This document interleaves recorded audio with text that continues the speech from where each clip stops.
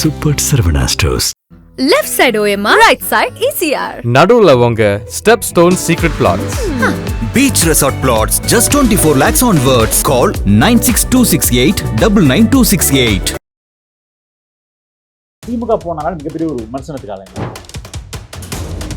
அதிமுக நிறைய பேர் திமுக போயிருக்காங்க. இன்னைக்கு அது திமுகன்னு சொல்றத ஒரு மினி அதிமுகவாக தான் செயல்படுது. திமுகவை அழிக்கணும்னா அதை அதிமுகவாக மாற்றி கொண்டிருக்கிறார்கள். அதிமுக பார்ட் 2 அப்படிங்கிற மாதிரி அதிமுக இருந்து எல்லாத்தையும் அனுப்பி ஸ்லீப்பர் செல் மாதிரி அனுப்பி மொத்த அதிமுகவையும் கைப்பற்ற போறார்கள்.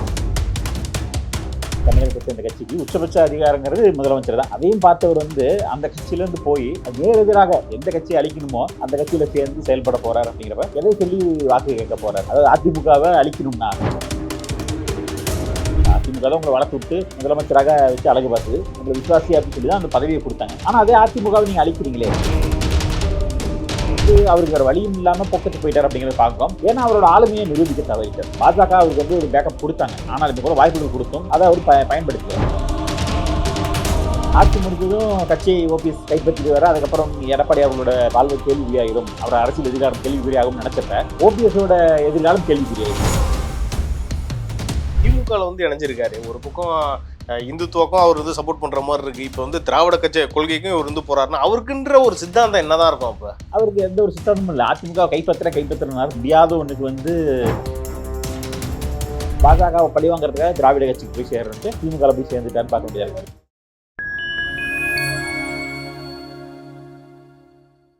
ஃபைன் டைம் நேயர்களுக்கு வணக்கம்.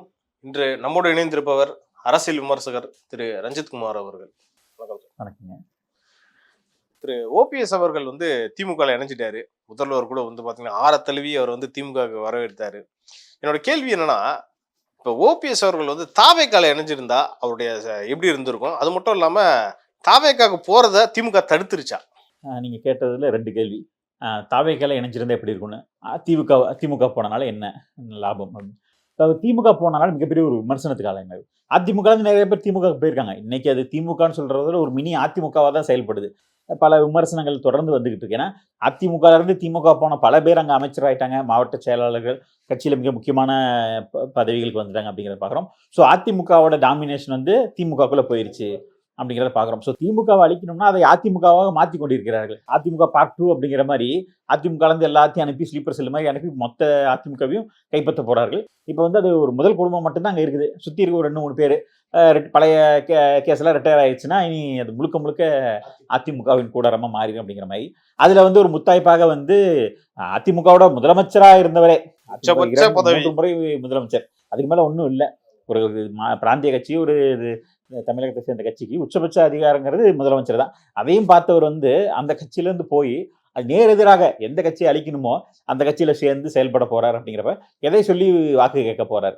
அதாவது அதிமுகவை அழிக்கணும்னா அந்த அதிமுக தான் உங்களை வளர்த்து விட்டு முதலமைச்சராக வச்சு அழகு பார்த்தது, உங்களை விசுவாசி அப்படின்னு சொல்லி தான் அந்த பதவியை கொடுத்தாங்க. ஆனால் அதே அதிமுகவை நீங்கள் அழிக்கிறீங்களே, இப்போ நீங்க அம்மையார் ஜெயலலிதா அவர்கள் உயிரோடு இருந்தால் அதை மன்னிப்பாங்களா அப்படிங்கிற கேள்வி தான் அதிமுக விமர்சிக்கிறாங்க. ஆனால் அவருக்கு வேறு வழியும் இல்லாமல் பொக்கத்து போயிட்டார் அப்படிங்கிறத பார்க்குறோம்.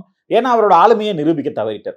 பாஜக அவருக்கு ஒரு பேக்கப் கொடுத்தாங்க, ஆனாலுமே கூட வாய்ப்புகள் கொடுத்தும் அதை அவர் பயன்படுத்திக்கல. முதல் முறை அவருக்கு ஒரு வாய்ப்பு கொடுத்தாங்க, அதை அவர் தவற விட்டுட்டார். முதலமைச்சர் நாற்காலியை இழந்துட்டார்.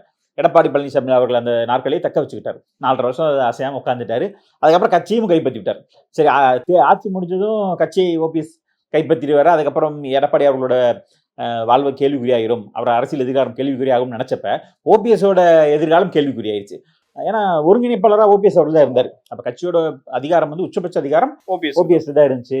முதலமைச்சர் தானே 4 வருஷத்துல போயிடும், நிலையா இருக்கும். ஒருங்கிணைப்பாளர் காலத்துக்கும் நிற்கும். 50 வருஷம் ஆச்சுனாலும் அவர் வாழ்நாள் முழுக்க அவர் கட்சியை கைப்பற்றிடுவார் அப்படின்னு நினைச்சப்ப அதையும் அடிச்சு தும்சம் பண்ணி இன்னைக்கு பொதுச்செயலராக அசைக்க முடியாத ஒரு சக்தியாக எடப்பாடி மாறிட்டார். அப்படிங்கிறப்ப ஆளுமையை நிரூபிச்சிட்டார். அப்ப டெல்லி பாக்குறப்ப யார் ஆளுமை மிக்கவர்கள் அப்படின்னு பாக்குறப்ப எடப்பாடி அப்படிங்கிற நிரூபி. எடப்பாடிக்காக சில விஷயங்களை டெல்லி பாஜக பண்ணுது. தமிழகத்தில் அவரோட தலைமையை மாத்துறாங்க, அனுசரித்து போறாங்க, பல விஷயங்கள் செய்யறாங்க அப்படின்னு பார்த்தோம். ஸோ அந்த இடத்துல ஓபிஎஸ் அவர்கள் தொடர்ந்து கோட்டை விட்டுட்டு இருக்காரு. குஜராத்துலாம் போய் காவி துண்டெல்லாம் போட்டார். ஸோ அப்போ நீங்கள் ஒரு சித்தாந்தத்தையும் அவர் கட்சியே மறந்துட்டார். அவர் பாஜகவுக்கு சேரவும் தயாருங்கிற மாதிரி போயிட்டு ஒரு இறங்கி. அப்படி இருந்த மனுஷன் எல்லாத்தையும் மறந்து இப்ப திமுக இணைஞ்சிருக்காரு. ஒரு பக்கம் இந்துத்துவக்கும் அவர் சப்போர்ட் பண்ற மாதிரி இருக்கு. இப்ப திராவிட கட்சி கொள்கைக்கும் இவர் போறாருன்னா அவருக்குன்ற ஒரு சித்தாந்தம் என்னதான் இருக்கும்? அப்ப அவருக்கு எந்த ஒரு சித்தாந்தமும் இல்லை. அதிமுக கைப்பற்றினா முடியாத ஒண்ணுக்கு ஆசைப்பட்டார். அதே மாதிரி நாடாளுமன்ற தேர்தலில் பார்த்தீங்கன்னா தாமரை சின்னத்தில் இருந்தால் இன்னும் கூட ஒரு 2% ஓட்டு வந்து தாமரை சின்னத்துக்கு கிடைச்சிருக்கும். அதே வந்து இவர் வந்து நான் பலாப்பழத்தில் தான் நிற்பேன்னு சொல்லிட்டு தனிச்சின்னமாக நிற்கிறேன்னு பலாப்பழத்தை வாங்கிட்டு நின்னார். அது அழுகி போச்சு அப்படிங்கிறத பார்க்குறோம். ஸோ ராம்நாட்லேயும் அவர் வந்து கோட்டையை விட்டுட்டார் அப்படிங்கிறத பார்க்குறோம். அவரெல்லாம் ஒரு முதலமைச்சராக இருந்தவர், முக்கியமான நிதியமைச்சரெல்லாம் இருந்திருக்கார். ஸோ அவர்கிட்ட பொருளாதாரத்துக்கு பஞ்சம் இருக்க போகிறது, அள்ளி இறச்சி ஜெயிச்சிருக்கலாம். ஆனால் அதை வந்து அவர் தவற விட்டுட்டு ராம்நாடை போட்டி போட்டு வாங்கினார். தேனியிலேருந்து போய் ராம்நாட்டில் நிற்பேன்னு சொன்னார். ஒருவேளை அங்கே வந்து நயினார் நாகேந்திரன் இருந்தால் கூட ஓரளவுக்கு வெற்றி பெறதுக்கான வாய்ப்புகள் அதிகமாக இருந்திருக்கும். உதாரணத்துக்கு கடந்த முறையும் வந்து 2019 நயினார் நாகேந்திரன் அங்கே நின்னாரு, ஒரு சிறிய மார்ஜினில் தோத்தாரு. அவர் சொந்த மாவட்டமான நெல்லையிலே தோத்துட்டார்ல. பணம் போட்டு வாடாத விஷயம் வேற போயிட்டு இருந்துச்சு. அது ஒரு பிரச்சனையில் போச்சுதான். இல்லை, அது விமர்சனங்களுக்கு அது குறிப்பாக திருநெல்வேலியில் வந்து ஒரு பெரிய சிக்கல் இருக்குது. ராமநாதத்தில் இன்னும் கொஞ்சம் வாய்ப்புகள் இருந்தது, அதை வந்து தவற விட்டுட்டாங்க. ஸோ அந்த வாய்ப்பை அவர் தட்டி பறித்துட்டார். ராமநாட்டில் நின்று தோத்திருந்தா அது விஷயம் வேற. ஆனால் ஒருவேளை ஜெயிச்சிருக்கலாம் அப்படிங்கிற அந்த வியூகத்துக்கு வந்து இன்னைக்கு வந்து பதிலாக போயிடுச்சு. ஸோ இவர் பலாப்பழத்தில் நின்று பாஜகவையும் பகைச்சிக்கிட்டார். அதுக்கப்புறம் ஒரு பர்ஃபார்மன்ஸும் இல்லை. அதனால தான் வேற வழி இல்லாமல் எடப்பாடி அவர்களை நம்பி பாஜக கூட்டணி வச்சுட்டாங்க அப்படிங்கிறத பார்க்குறோம். ஏற்கனவே ஒரு கேள்வி கேட்டேன், என்னன்னா வந்து இவர் எந்த கட்சிக்கும் சேர்த்து இல்லை அப்படின்றத சொன்னீங்க. நீங்கள் பாஜகவுக்கு 1000 இது கொடுத்தாங்க, சான்ஸ் கொடுத்தாங்க, அதையும் பயன்படுத்திக்கலன்னு நீங்கள். ஒருவேளை ஒரு தாவேக்கால இணைஞ்சிருந்தா என்ன நடந்துருக்கும்? ஏன்னா அவங்க வந்து செகண்ட் லீடர்ஸ் பெருசா இல்லை. இப்போ செங்கோட்டையன் இருக்காரு, ஒரு ஓபிஎஸ் இருந்துருந்தா அந்த கட்சிக்கு வந்து ஒரு லாபம் அடைஞ்சிருப்பாங்க. அவர் போய் ஒரு மூத்த அரசியல்வாதியாக இருந்து வழி நடத்தியிருக்கலாம். ஆனால் ஏற்கனவே செங்கோட்டையன் அவர்கள் அங்கே போயிட்டாரு. அவருக்கும் ஒரு சிறிய ரோல் தான் அங்கே இருக்குது அப்படிங்கிறத பார்க்குறாரு. ஸோ என்ன எங்கே போனாலும் ஒரு 2ஆம் தலைவராக தான் இருக்கணும். ஏன்னா விஜய் அவர்கள் தான் பிரதானம் அப்படிங்கிறப்ப இன்னைக்கு செங்கோட்டையன் அவர்கள் வேற அங்கே போய் அந்த இடத்த நிரப்பிட்டார். அப்படிங்கிறப்ப இவரும் போனால் இவருக்கு என்ன ஒரு ரோல் கிடைக்கும் அப்படிங்கிற ஒரு கேள்வியில் இன்னொன்று எதிர்காலமும் கேள்விக்குறி தான். தாவேக்கால வந்து அவர்களுக்கு எதிர்காலமே கேள்விக்குறியா இருக்கு, அவர்கள் நம்பி யாருமே சேரல. அப்படிங்கிறப்ப திமுக போயிட்டா தஞ்சம் அடையலாம், கேட்டால் இது வந்து தாய் கழகம்னு சொல்லிட்டு போயிடலாம், அதான் சொல்லியிருக்காங்க. அதுதான் நம்ம எல்லாரும் எதிர்பார்க்கணும். அதுதான் அவருக்கு இயல்பா போயிடுச்சு. திமுக தான் எல்லாத்துக்கும் தாய் கழகம், அதனால நாங்கள் அண்ணாவோட திமுகவில் போய் சேர்ந்தோம், அண்ணா திமுகவிலிருந்து அண்ணாவுடைய திமுகவுக்கு போயிட்டோம் அப்படின்னு சொல்லி அவர் வந்து போயிட்டார். அப்படிங்கிறத பார்க்கலாம். அரசியல் வார்த்தை ஜாலங்கள்லாம் விளையாடதான் செய்வாங்க, அதெல்லாம் ஓகே. இப்போ வந்து அவருக்கு வந்து என்ன பதவி கொடுப்பாங்க திமுகல அப்படின்ற அந்த கேள்வி எழுந்திருக்கு. துணை பொதுச் செயலாளர் வரைக்கும் கொடுக்க வாய்ப்பு இருக்குன்றாங்களே. நிச்சயமாக ஒரு துணை பொதுச் செயலாளர் கொடுக்கலாம். 10-11 அத்தோட நீ ஒன்றுன்னு சொல்லிட்டு கொடுக்க வாய்ப்புகள் இருக்கு. ஏன்னா ஒரு முதலமைச்சராக இருந்தார். அப்படிங்கிறப்ப முதலமைச்சராக வந்து ஒரு குறுகிய காலம் இருந்தார், ஒரு நியமிக்கப்பட்ட முதலமைச்சர் தான் அப்படிங்கிறனா, அதனால வந்து துணை பொதுச் செயலாளர் வாங்கிக்கிறது ஒன்றும் பெரிய விஷயம் இல்லை. ஸோ இப்போ வந்து துணை முதலமைச்சருக்கான போட்டிகள் அதிகமாயிருச்சு. இப்போ வந்து திமுகவே கூட, ஏன்னா துணை முதலமைச்சருங்கிற ஒரு விஷயத்தை உருவாக்கிட்டாங்க. அதிமுகலையும் இருந்தது, திமுகவும் வந்து தன்னோட மகனுக்காக அந்த துணை முதலமைச்சர் கொடுத்து வச்சுட்டாங்க. முதல் முறை ஆரம்பிச்சு இவர்கள் தான், திமுக தான் வந்து கலைஞர் அவர்கள் வந்து ஸ்டாலின் அவர்களுக்காக துணை முதலமைச்சர் பதவியை கொடுத்தாரு. அதே மாதிரி அதை வந்து எடப்பாடி அவர்கள் வந்து ஓபிஎஸ்க்காக கொடுத்தாரு. திரும்ப வந்து ஸ்டாலின் அவர்கள் உதயநிதி ஸ்டாலினுக்காக கொடுத்துருக்காரு. ஸோ இப்போ வந்து தேமுதிகவும் அந்த துணை முதலமைச்சர் ஆசைப்படுறாங்க. காங்கிரஸும் அதனால அதிகார பகிர்வுன்னு கேட்டுக்கிட்டு இருக்காங்க. ஸோ ஆனால் திரும்ப அவர்களும் நீண்ட நெடிய காலமாக வந்து ஆட்சியில் பங்கு, அதிகாரத்தில் பங்குன்னு கேட்டுக்கிட்டு இருக்காரு. ஸோ காங்கிரஸ், தேமுதிக, விசிகாவும் கேட்குறாங்க. கூடவே இவரும் போயிட்டு எனக்கும் கொடுங்க, கட்சியில் 10 துணை பொதுச்செயலாளர் இருக்காங்க, அதே மாதிரி 10 துணை முதலமைச்சர் போடுங்க, 10 நானும் இருந்துக்கிறேன், 10 துணை முதலமைச்சர் இருந்தால் தான் என்ன அப்படிங்கிற அந்த ஒரு சலசலப்பு போய்கிட்டு இருக்கு. ஸோ இவர் போனனால அங்கே இன்னும் ஒரு சலசலப்பும் சர்ச்சையும் ஏற்பட்டிருக்கு. உதாரணத்துக்கு தேனியில் வந்து ஒரு பின்னடைவு தான் ஏற்படுத்தும். ஓபிஎஸ் அவர்களுக்கும் தங்க தமிழ்ச்செல்வனுக்கும் கான்ட்ரவர்சி வரும். ஏற்கனவே அதான் பிரச்சனை. இப்போ வந்து நேரடி பிரச்சனையாக வரும் அப்படிங்கிறது பார்க்கலாம். ஏற்கனவே தங்க தமிழ்ச்செல்வனுக்கு அங்கே பிரச்சனை இருக்கக்கூடிய சிட்டிங் எம்எல்ஏக்கள் வந்து இவரை எம்பிஆர் கூடிய தங்க தமிழ்ச்செல்வனை மதிக்கல அப்படிங்கிற பிரச்சனை வந்து போஸ்டரில் பேர் போடல அப்படின்னு நேரடியாக மேடையிலே சண்டை போட்டுக்கிறாங்க, அடிச்சுக்கிறாங்கன்னு பார்த்தோம். இப்போ ஓபிஎஸ் அவர்கள் வேற போறாரு, அவருக்கு என்ன முக்கியத்துவம் கொடுக்க போறாங்க? ஏற்கனவே அவருக்கு ஆளுமை இல்லாதனால தான் அதிமுக விட்டு வெளியே போயிட்டாரு. பாஜகவும் எந்த ஒரு சப்போர்ட்டும் கொடுக்கல. ஒருவேளை பாஜகவோட கதையாக தட்டியிருக்கலாம், அவர்கள் கூப்பிட்டுருக்கலாம், பாஜக வந்து அவர்கள் கூப்பிட்டுருப்பாங்க. இவர் அங்கே போறதை விட திராவிட கட்சிகளை போகணும் அப்படிங்கிற ஒரு எண்ணத்துல பாஜகவை பழிவாங்கிறதுக்காக திராவிட கட்சிக்கு போய் சேரன்ட்டு திமுக போய் சேர்ந்துட்டாரு. திமுக இதெல்லாம் நல்லா யோசிச்சிருப்பாங்களே. நமக்கு ஏற்கனவே ஓரளவுக்கு தேனியில இப்ப தங்க தமிழ்ச்செல்வன் இருக்காங்க, இன்னும் கூட 2-3 பேர் இருக்காங்க, எம்எல்ஏ எல்லாம் இருக்காங்க.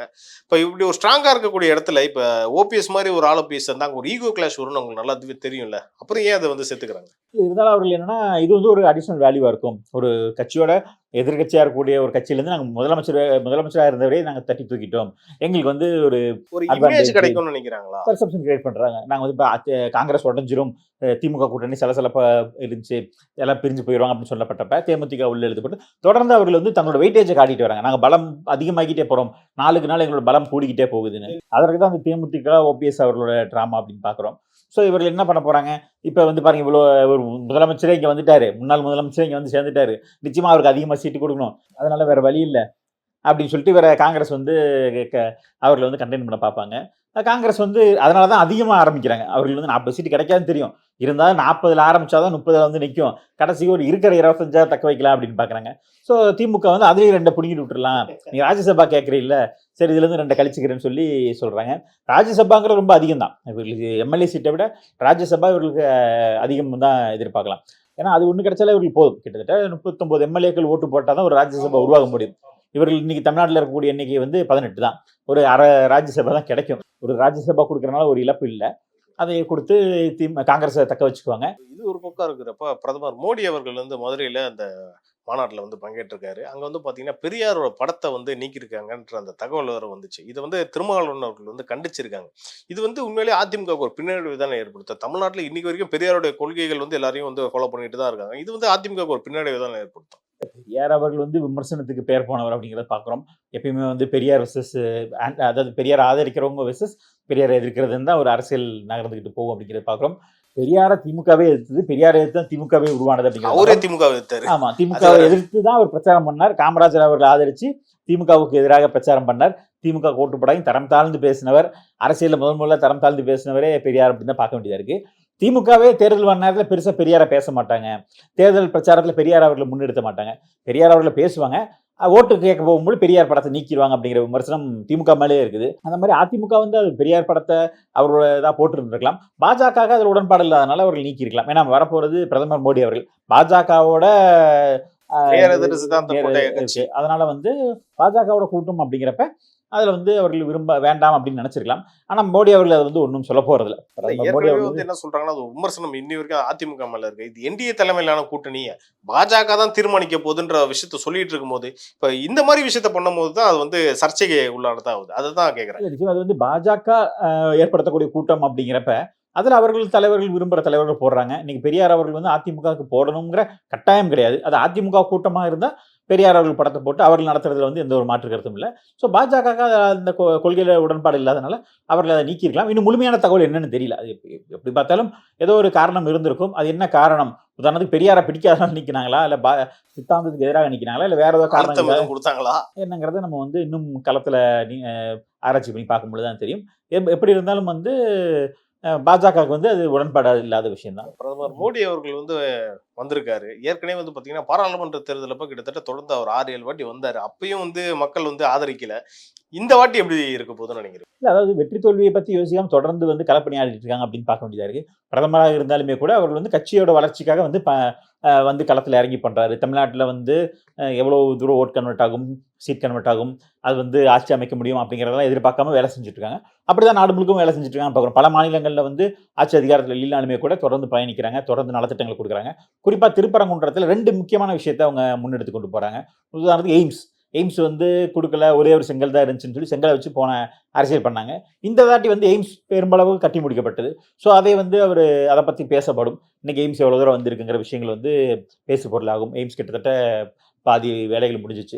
இன்னொன்று திருப்பரங்குன்ற இஷ்யூ மிகப்பெரிய அளவுக்கு தமிழ்நாட்டின் அயோத்தியா மாறிக்கிட்டு இருக்கு அப்படிங்கிறப்ப ஸோ அது வந்து ஒரு மிகப்பெரிய ஒரு தாக்கத்தை ஏற்படுத்தும். பிரதமர் மோடி அவர்கள் அதுக்கு வந்து நேரடியாக அங்கே வரும்பொழுது அதை பற்றி பேசினாலுமே கூட நேரடியாக அங்கே வந்து கோயிலுக்கு போய் தரிசனம்லாம் செய்கிறாருங்கிறாரு. அது வந்து இன்னும் பெரிய ஒரு தாக்கத்தை ஏற்படுத்தும், போலரைசேஷன் உருவாக்கும்.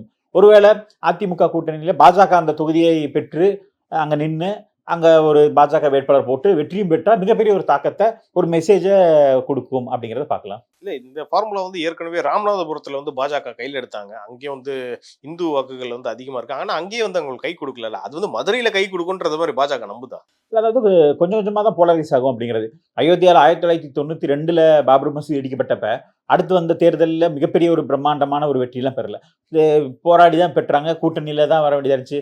13 மாதத்தில் ஆட்சி இழக்க வேண்டியது இருந்துச்சு. 13 நாளில் ஆட்சி இழக்க வேண்டியது இருந்துச்சு. இந்த மாதிரி பல்வேறு சூழல்களை கடந்து அதுக்கப்புறமா 5 ஆண்டு ஒரு முழுமையான ஆட்சியை கொடுத்தும் அதற்கப்புறமும் வந்து ஒரு 10 ஆண்டுகள் காத்திருந்து அதை கொஞ்சம் கொஞ்சமாக போலரைஸ் பண்ணி அதுக்கப்புறம் வந்து முழுமையான ஒரு உத்தரவாதம் கொடுத்த பிறகுதான் வந்து மீண்டும் ஆட்சிக்கு வர முடியுது அப்படிங்கிறத பார்க்குறோம். ஸோ சமரசம் இல்லாமல் அவர்கள் செய்ய முடியும் மட்டும்தான் ஆட்சி அதிகாரத்துக்கு வர முடியுது. எங்கே வந்து அவர்களோட இந்துத்துவால சமரசம் செய்கிறாங்களோ அன்றைக்கி வந்து அவர்கள் ஆட்சியில் வர முடியல.